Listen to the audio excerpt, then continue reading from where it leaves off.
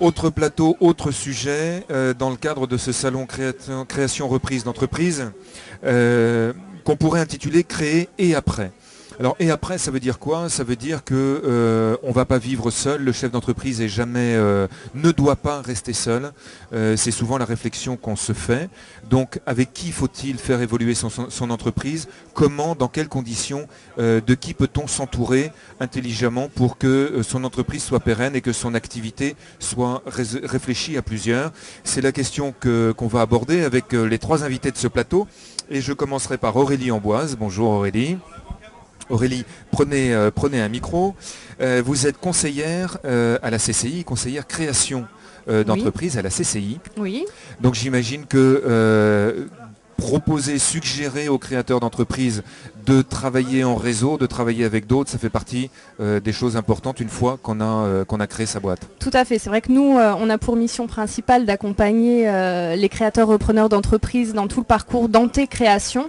On les accompagne jusqu'aux formalités de création, mais c'est vrai qu'après, on les incite au maximum à rentrer dans un ou plusieurs réseaux pour éviter effectivement de se retrouver seuls du jour au lendemain, parce que c'est vrai qu'ils font partie d'un réseau qu'on appelle Création Orléans-Loiret avant de se lancer. Et c'est vrai que du jour au lendemain, se retrouver seul, ça peut faire peur. Et puis surtout, voilà, commencer à s'insérer dans des réseaux, ça peut être vraiment un outil indispensable au nouvel entrepreneur. Eh bien, on va voir avec vous tout à l'heure quels sont les bons conseils que vous donnez aux futurs créateurs d'entreprises. À vos côtés, Gérard Gauthier. Bonsoir Gérard. Bonsoir. ER45, Entreprendre et Réussir 45, Loiret, un réseau d'entreprises. Donc là, on est vraiment au cœur même de cette notion de réseau, de travail ensemble. Combien d'entreprises dans ER45? 70 entreprises, 70 chefs d'entreprise. Qui travaillent ensemble, qui ont des sessions de travail régulières, ou simplement qui ont l'habitude de se côtoyer? Alors, le club fonctionne de cette façon. C'est un club association loi 1901, donc 70 chefs d'entreprise. On a à peu près 6 à 7 réunions thématiques par an. Qui aborde à peu près le sujet du juridique, du social, de l'économique. On a également une grande assemblée générale qui se passe tous les ans. Et on a en plus créé depuis 2 années plusieurs sessions de formation. On a signé une convention avec le pôle de la formation de la Chambre de commerce et d'industrie du Loiret. Et on a 4 thèmes de formation qui sont sur le commercial, la gestion, la politique de l'entreprise, enfin gestion de l'entreprise, l'économie de l'entreprise, le pilotage d'une entreprise. Et on a à peu près 30 membres cette année qui ont suivi ces formations. Donc des gens qui sont pourtant déjà au fait de la question, puisque ce sont eux-mêmes des gérants d'entreprise. Ce sont des gérants d'entreprise qui sont au fait de la formation, parce que je pense qu'il est une nécessité impérieuse de se former, quel que soit l'âge de l'entreprise, quel que soit l'âge du chef d'entreprise. On a toujours à apprendre dans une formation. Très bien. Et à vos côtés, Robert Bonsergent. Merci d'être avec nous. Bonjour. Vous avez été longtemps chef d'entreprise dans le bâtiment. Tout à fait. Et vous êtes vice-président de l'Articlub, qui est un club d'artisans justement. Qui est à l'artisanat, ce qu'est Entreprendre et Réussir à la Chambre de commerce. Nous avons depuis 2 ans et demi essayé de créer ce club pour regrouper les artisans, les nouveaux artisans notamment, essayer d'éviter cette solitude dont on faisait allusion tout à l'heure, des invités à se retrouver entre eux pour partager et l'expérience et les difficultés, puisque ce sont des choses qui... Alors le fait justement qui est Articlub d'un côté pour l'artisanat et ER45 et d'autres réseaux d'ailleurs, d'autres associations pour les entreprises de commerce, de l'industrie, etc. Est-ce que ça veut dire que non seulement les chefs d'entreprise se regroupent en réseau pour parler des problématiques des chefs d'entreprise, mais en plus de ça, par secteur, parce que les problèmes sont différents dans un cadre que dans l'autre? Allez, Robert Bonsergent, comment ça... Oui, je pense que globalement, si vous voulez, les problèmes ne sont pas foncièrement différents dans un endroit ou d'un autre. Peut-être qu'au niveau de l'artisan, qui va démarrer seul, il y a des choses un peu plus difficiles que dans le cadre d'une entreprise plus structurée comme R45. Enfin. C'est une question de taille d'entreprise ou pas? Les problèmes sont les mêmes, hein. De toute façon, que ce soit Articlub, ER45, que ce soit les artisans ou les entreprises de services ou dans l'industrie, on a de toute façon les mêmes problèmes. Le problème, c'est d'essayer justement, de par ces clubs, que ce soit Articlub ou ER45, la chambre de commerce ou la chambre de métier, c'est d'essayer de rompre l'isolement et d'essayer de lever le nez du guidon, quoi. Parce que quand vous êtes chef d'entreprise, d'une TPE, d'une PME ou d'un artisan, vous n'avez pas de directeur des ressources humaines, vous n'avez pas de directeur industriel, vous n'avez pas de directeur financier, donc il faut tout faire. Alors ce qu'il faut éviter de ne pas faire justement, c'est de ne pas oublier de faire ses factures, pas oublier de faire un tableau de bord, d'essayer d'oublier de faire un plan de trésorerie, ça c'est très important. Et c'est pas obligatoirement de la faute du chef d'entreprise, c'est parce qu'il est branché sur sa technique, sur son commercial, et ça c'est une chose qui peut échapper effectivement de temps en temps. Et c'est aujourd'hui impératif de faire toutes ces choses-là. Et Robert Bonsergent le disait tout à fait bien tout à l'heure. Alors vous avez employé une expression qui est terrible, c'est rompre l'isolement. Pourquoi est-ce que le chef d'entreprise a-t-il tellement ce sentiment d'isolement qu'il ait besoin de se regrouper avec d'autres? Le chef d'entreprise est seul? Alors je vais vous dire une chose, moi j'ai été salarié d'une entreprise, j'étais cadre dans une entreprise. Quand on est cadre, on a toute une population d'amis qui sont avec vous. Quand vous passez... Des amis ou des collaborateurs? Amis, collaborateurs. Et quand vous passez patron, très souvent, j'ai pu le dire assez souvent d'ailleurs, il y a des gens qui vous lâchent parce que vous êtes patron. C'est pas parce que vous êtes patron qu'on doit vous lâcher. C'est pas parce que vous êtes artisan qu'on doit vous lâcher. Vous prenez des responsabilités, vous êtes patron, vous gagnez très cher, bien sûr, 10, 20, 30 000 euros par mois. Bien sûr. C'est loin d'être le cas.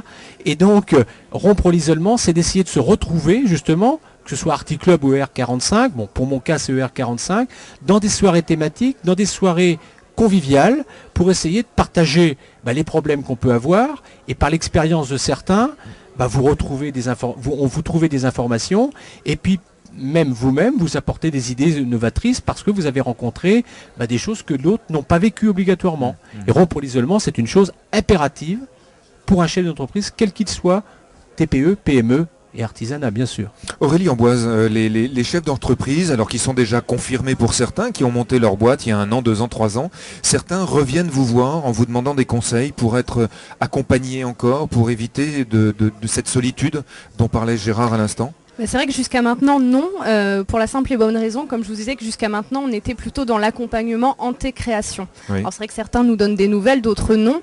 Maintenant, justement, la Chambre de commerce essaye de mettre en place actuellement un accompagnement post-création via une communauté qu'on va lancer justement en partenariat avec le club ER45. On n'allait pas refaire ce qui existait déjà, mais plutôt créer un réel partenariat où on pourrait s'apporter les uns les autres. Donc on va lancer une communauté Ecobiz Nouveaux Entrepreneurs le 30 novembre prochain pour justement offrir un nouvel outil aux nouveaux entrepreneurs, donc qui puissent s'appuyer sur un réseau quand même comme ER45 qui existe depuis 20 ans et puis auquel on pourra apporter d'autres ressources que ER45 n'apportait pas jusqu'à maintenant, des ressources documentaires, des news sur la vie du nouvel entrepreneur, puisque souvent il a la tête dans le guidon, c'est ce qu'on entend aussi souvent, donc pas forcément le recul nécessaire et le temps nécessaire pour aller chercher l'information qui pourtant lui est crucialement utile. Donc voilà, c'est pour ça qu'on est en train de monter ce projet ensemble pour justement éviter de rompre ce lien avec la CCI actuelle. Donc concrètement, ça va se passer comment, ce nouvel Ecobiz spécial jeunes créateurs? Alors ce nouvel Ecobiz, ça va être le partage d'expériences et puis justement s'appuyer sur un réseau existant. Donc s'appuyer sur les soirées thématiques qui existent déjà via ER45, s'appuyer sur les formations qui existent chez nous et que ce nouvel entrepreneur puisse justement trouver un maximum de ressources sur cette communauté. Robert Bonsergent, comment est-ce que vous fonctionnez Est-ce que vous avez des objectifs, j'imagine, similaires à celui de R45, bien entendu? Est-ce que de la même façon, vous avez des soirées thématiques, des journées de visite inter-entreprises? On va s'enrichir de ce que font les uns et les autres? Alors, de toute façon, dans le fond, on a effectivement à peu près les mêmes objectifs que R45. On se retrouve... on invite les participants, et chez nous actuellement, on doit regrouper à peu près 25 artisans, si vous voulez, Oui. nouvelle entreprise. On se retrouve tous les 2 mois sur une soirée thématique où on aborde là aussi des problèmes juridiques, des problèmes organisationnels, etc. Et Les soirées auxquelles sont invités tous les néo-créateurs. Tout à fait. Les adhérents et les non-adhérents également. Hein, ce qui permet de rentrer un peu, de présenter un peu plus l'association et de pouvoir recruter entre parenthèses. Hein. Et puis bon, on termine ces soirées par un petit repas convivial pour Est-ce que vous avez l'impression... créer une ambiance, quoi. Oui. Est-ce que vous avez l'impression, les uns et les autres, que les jeunes chefs d'entreprise sont conscients très tôt qu'il faut évoluer à plusieurs? Ou est-ce que vous êtes un peu obligé, comme vous le disiez à l'instant, un peu de trouver des solutions conviviales et de leur tirer la manche en leur disant « Viens voir par ici parce que tu vas en avoir besoin ». Alors, moi, j'ai plutôt l'impression que le jeune chef d'entreprise a au départ une tendance individualiste. Et je crois que ça a été de tout temps. Il faut un petit peu bousculer pour rentrer dans un ensemble. C'est pas inné. Je sais pas expliquer pourquoi, mais d'expérience, et je sais que c'est comme ça. Vous vous souvenez de cette période, l'un et l'autre, Gérard, où justement, quand vous avez créé votre entreprise, oui. Ce moment où vous vous êtes tout d'un coup senti seul? Ah bah ça c'est impératif, je le disais tout à l'heure, il faut rompre l'isolement, on n'y échappe pas. Et je pense que le cadre par exemple de la formation ER45 organise des formations, comme je le disais tout à l'heure. Je me souviens avoir dit à des jeunes créateurs, il faudrait vous former les gars, parce que je pense que c'est nécessaire. Non, on n'a pas le temps, on est dans le commerce, il faut qu'on travaille dans la technicité, etc. Les jeunes ne se forment pas. Et quelques années après, j'ai retrouvé un de ces membres, auquel j'avais dit, écoute, va te former, ça fera du bien. Non, on n'a pas besoin pour l'instant. Et ce membre m'a dit, pas plus tard qu'il y a un mois, à la fin de session de pilotage de l'entreprise, gestion de l'entreprise, si j'avais su il y a 3 ans, je me serais formé. Et je pense que c'est nécessaire. C'est un passage obligatoire, la formation. Tout commercial doit se former, je crois, 15% de son temps par an. Donc le chef d'entreprise de la TPE, parce que son patron lui impose. Et le patron de la TPE, de la PME ou de l'artisan, comme pouvait le dire Robert Bonsergent tout à l'heure, oui, on ne va pas y aller parce qu'on n'a pas le temps. Mais le temps, si on prend le temps de se former, de s'informer, de faire un tableau de bord, de voir où on en est dans sa trésorerie, etc. C'est un gain de temps. Oui, la clientèle, il faut aller la chercher, parce que s'il n'y a pas de clientèle, il n'y a pas d'entreprise. Mais s'il n'y a pas de gestion d'entreprise correcte, il n'y a pas non plus un suivi d'entreprise correct, et donc on peut avoir des pépins, surtout dans l'époque dans laquelle on vit aujourd'hui. Aurélie, est-ce qu'on pourrait imaginer, alors là c'est pas une question politique pour vous, mais est-ce qu'on pourrait imaginer que demain, il faille, à défaut d'école de chefs d'entreprise, quoi qu'il y en a dans le bâtiment d'ailleurs, il y en a une, le SJDB, c'est la seule je crois qui existe, il doit y en avoir d'autres, mais c'est la plus connue en tout cas. Est-ce qu'on pourrait imaginer que, comme il y a des stages d'une semaine ou des stages longs à la CCI, comme il y en a à la CMA, qui est obligatoire d'ailleurs le vôtre, 5 jours, est-ce qu'on pourrait imaginer que dans le cursus d'un chef d'entreprise, il y a un moment où il y ait une sorte de point de passage obligé, piqûre de rappel, pour faire ce que font des gens comme ER45 ou Articlub, pour former les chefs d'entreprise? Alors pour moi concrètement ça semble vraiment difficile d'imposer les choses, parce que quand on veut devenir chef d'entreprise aussi, c'est aussi vouloir être indépendant et ne plus dépendre de personne, donc le caractère obligatoire ça me semble un petit peu compliqué. Maintenant nous ce qu'on essaye de faire c'est de les inciter au maximum, on essaye vraiment de leur montrer leur intérêt et puis de leur dire que de s'investir dans cette formation c'est aussi parfois justement un gain de temps, parce que tout ce qu'on aura appris là ça nous fera gagner du temps pour la suite et on aura les réponses plus vite à nos questions. Donc c'est surtout ça, on essaye vraiment d'essayer de leur faire percevoir leur intérêt, parce que faire partie d'un club comme ça, d'un réseau comme cela, c'est vraiment aussi un gain de temps qu'ils perçoivent pas forcément tout de suite, mais le partage d'expérience, c'est aussi échanger justement avec des gens qui ont rencontré les mêmes problèmes et du coup d'avoir la solution beaucoup plus vite. Je vais vous demander à vous votre avis extérieur et volontairement pas aux deux messieurs qui sont là. On a l'impression quand même qu'il y a beaucoup de clubs. Est-ce que les uns et les autres, vus de l'extérieur, se font pas un peu concurrence parfois ? Pas forcément, parce qu'on peut appartenir aussi à plusieurs réseaux. Il y a des réseaux comme Articlub, ER45 et puis donc maintenant la communauté Ecobiz qui s'adresse à tout chef d'entreprise puisque voilà, le métier de chef d'entreprise reste le même. Et puis après, il y a des communautés ou des réseaux plus par secteur d'activité. Mais l'un peut aller très bien avec l'autre. D'accord. ER45, vous existez depuis combien de temps ? 20 ans. 20 ans. On a fêté il y a les 20 ans, eu les 20 ans le 25 juin dernier. Cette année. C'est reparti pour 20 ans et l'utilité est aujourd'hui avérée. Alors moi, c'est sûr que non, je suis pas reparti pour 20 vous, ans. Non, en tant que président. Je ne ferai pas le 45e, ça c'est certain en tant que président. Vous serez président d'honneur, on vous invitera. Peut-être, ça m'appartient plus après, ça sera au prochain conseil d'administration. Non, je pense que oui, je suis reparti pour 20 ans. Enfin 20 ans, on peut pas aller très loin, on peut être visionnaire jusqu'à 20 ans. Mais le club fonctionne très bien aujourd'hui, je pense qu'il est nécessaire. Vous disiez tout à l'heure, et Aurélie a bien répondu tout à l'heure en disant que non, il n'y a pas trop de concurrence dans les clubs. Le club des artisans, ce sont des artisans. Le club R45, c'est la chambre de commerce, ce sont des industriels, entre guillemets, TPE, PME, entreprises de services. Vous avez après les clubs comme le CJD qui s'adressent à des directeurs de ressources humaines, etc. Ça n'a rien à voir. On ne fait pas du tout la même chose. On a une base qui est identique, mais le reste, non.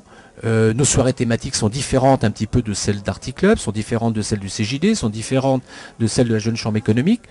On a tous un rôle à jouer et je pense que c'est en tissant vraiment ce réseau que tout le monde s'intéresse à ce réseau qu'on arrivera à gagner. C'est pas de la division, je crois pas. Il n'y a pas d'exclusive, on peut appartenir à plusieurs réseaux, plusieurs clubs. Si, tout à fait. Moi, on a des adhérents qui sont à la Jeune Chambre économique ou qui sont au CJD et qui sont également à ER45. On a des gens qui étaient à la Chambre des métiers et à ER45. Ils viennent chercher leur intérêt. Une réunion les intéresse, ils viennent.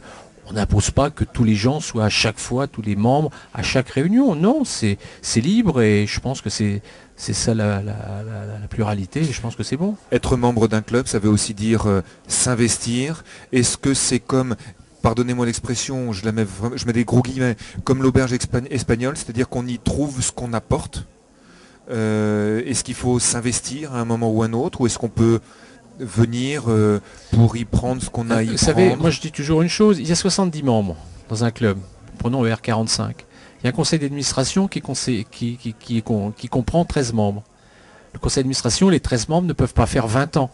Non. Donc il faut impérativement qu'il y ait des jeunes chefs d'entreprise ou des chefs d'entreprise qui soient un petit peu libérés de leur activité, parce qu'on ne peut pas demander à un chef d'entreprise ou un commerçant qui vient de créer son entreprise de rentrer dans un conseil d'administration, de prendre un poste de secrétaire ou un poste de président. Il faut un petit peu d'expérience, il faut un petit peu de vécu, puis il faut un petit peu d'arriéré dans l'entreprise pour pouvoir se libérer un peu. Et je pense que, comme vous le disiez tout à l'heure, le membre qui vient, il vient apporter quelque chose. Celui qui est là depuis un certain nombre d'années, il apporte son expérience.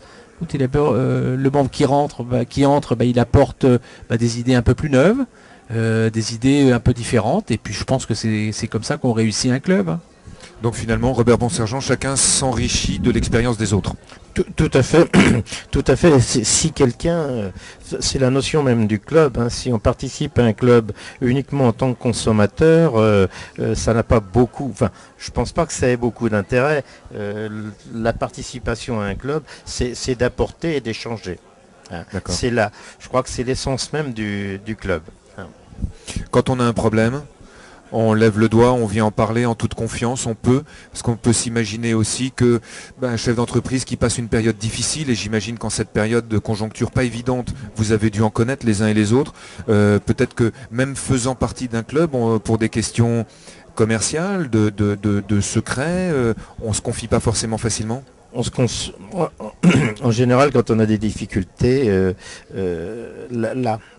la nature humaine fait qu'on se recroqueville sur soi-même, malheureusement, alors que c'est là qu'il faudrait profiter et activer l'ensemble de ces réseaux pour retrouver tout le soutien dont on a besoin. Donc c'est là que le club trouve tout son sens, Absolument. entre autres, dans les périodes qui vont bien et dans les moins bonnes.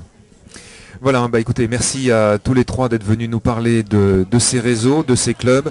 À tous, vous l'avez compris, je pense que le message était clair.